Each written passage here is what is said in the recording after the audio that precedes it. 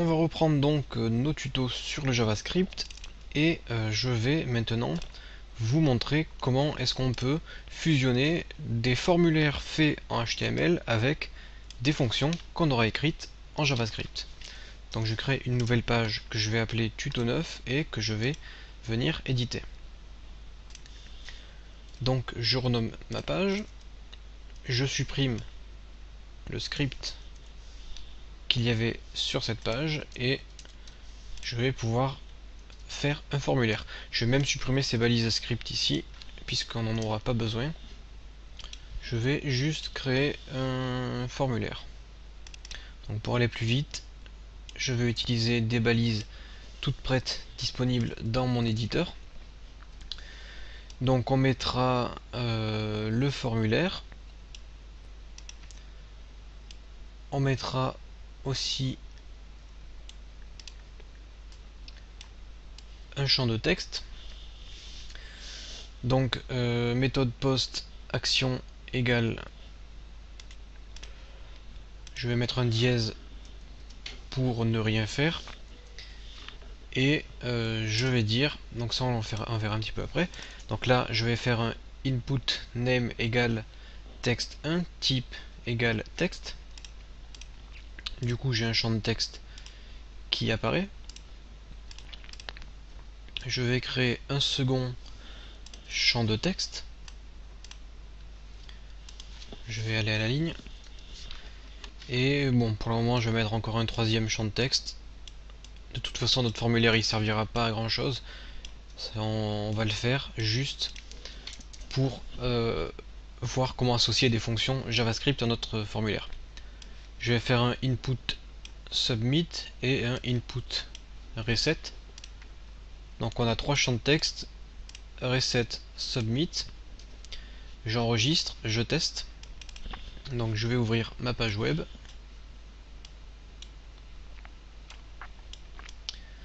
Là on a notre formulaire. Par contre, je vais aller faire une vérification dans mon style.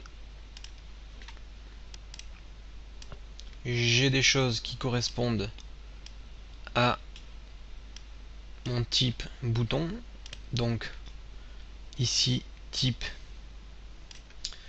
reset et submit. Ce que je fais, c'est que je vais copier ces fonctions et je vais coller donc toutes ces propriétés une nouvelle fois. Reset, submit et submit.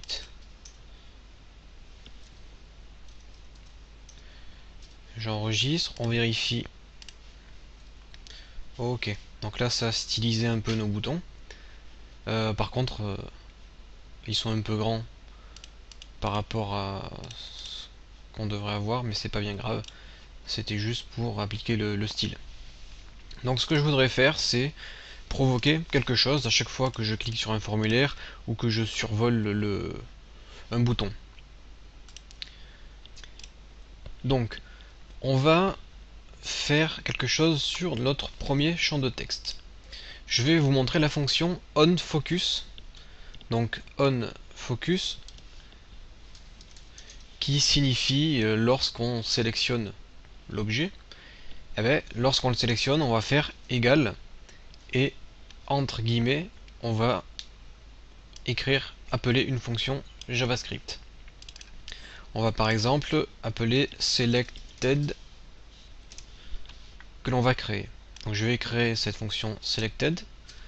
Dans le head, je vais créer une balise script type JavaScript. Ok, et je vais faire function selected et dans cette fonction je vais dire alerte, vous avez cliqué sur un champ.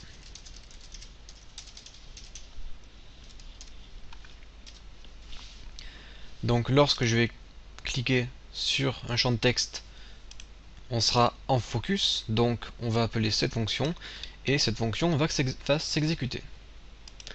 Il existe aussi la fonction onChange lorsqu'on clique ailleurs. Donc par exemple si on clique sur le lien suivant, vous pouvez faire onChange. À ce moment-là, vous faites une autre action. Là, dans la méthode post, vous pouvez utiliser une fonction qui s'appelle onSubmit. Ça veut dire lors de l'envoi. Et bien, lors de l'envoi, vous pouvez faire égal return. Et là, par exemple, par return value, on va pouvoir faire appeler une fonction qu'on aura appelée envoi, que l'on va créer. Je vais créer la fonction envoi. Donc à quoi ça sert ça? Ça sert surtout à faire des vérifications dans le formulaire, pour voir si tous les champs sont remplis, si les champs renseignés sont corrects, etc. etc.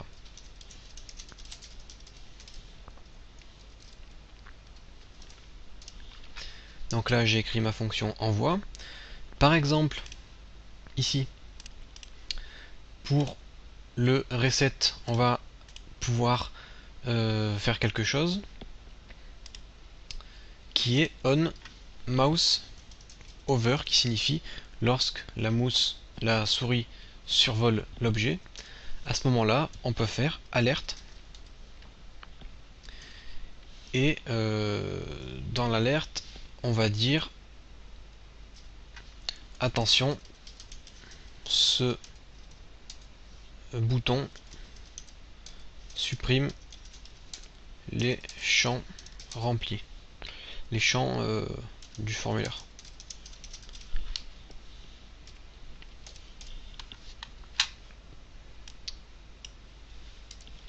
Ok.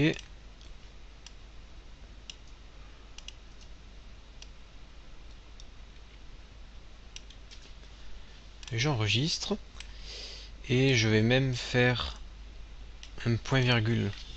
Ici, je vais mettre return false.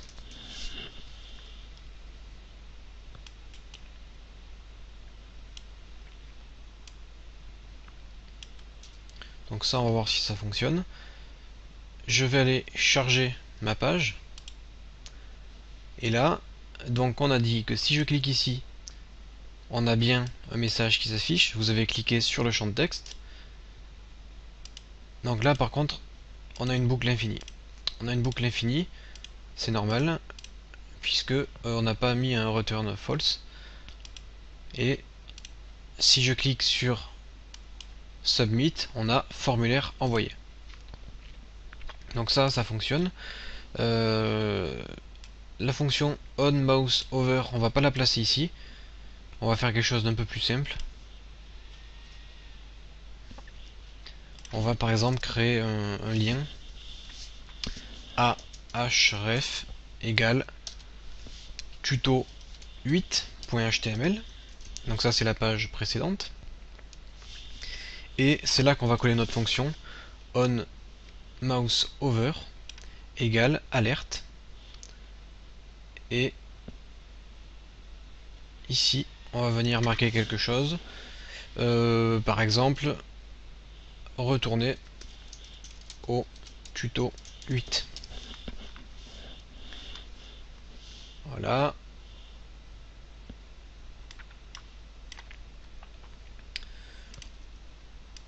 Et on met un point virgule return false. D'ailleurs j'avais fait une faute de frappe. On fait un return false pour empêcher justement la boucle infinie. Parce que si on met pas return false, une fois qu'on aura cliqué sur le lien, qu'on aura survolé le lien, et bien ce message s'affichera tout le temps. Donc avec le return false, ça nous permet de bloquer l'affichage une fois qu'il a déjà été affiché.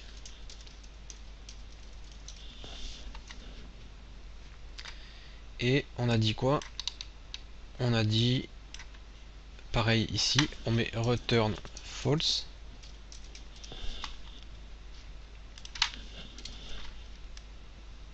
Là c'est bien la coloration syntaxique du texte, puisqu'au moins si vous faites une faute de frappe dans un mot, le mot ne se colore pas.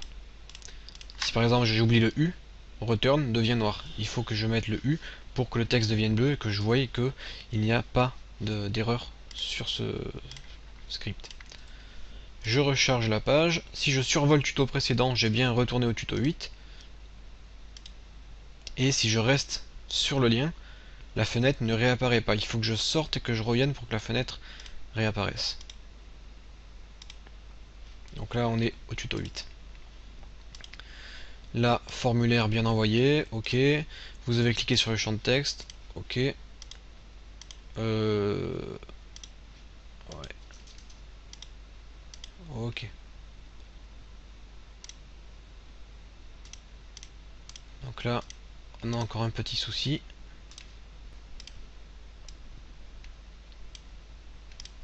Le return fall, vous pouvez essayer de l'intégrer dans votre formulaire. Bon, après, moi, je vous ai montré que quelques fonctions. Par exemple, la fonction onMouseOver, qui signifie lorsque la souris est en survol. Il existe différentes autres fonctions. Donc je vais vous en marquer quelques-unes en commentaire. Il existe onMouseExit, donc lorsque la souris sort du champ qu'elle survole. Vous avez onMouseUp, lorsqu'on relâche un bouton de la souris. onMouseDown, quand on clique avec la souris. onKeyUp, lorsqu'on relâche une touche du clavier. onKeyDown, lorsqu'on appuie sur une touche du clavier.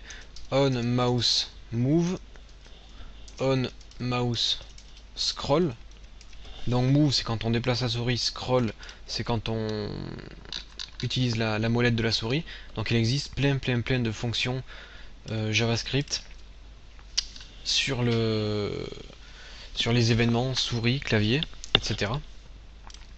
Donc là, ce que je vous ai montré moi, ce sont des fonctions vraiment très simples, juste pour vous montrer comment on les appelle en fait dans le formulaire.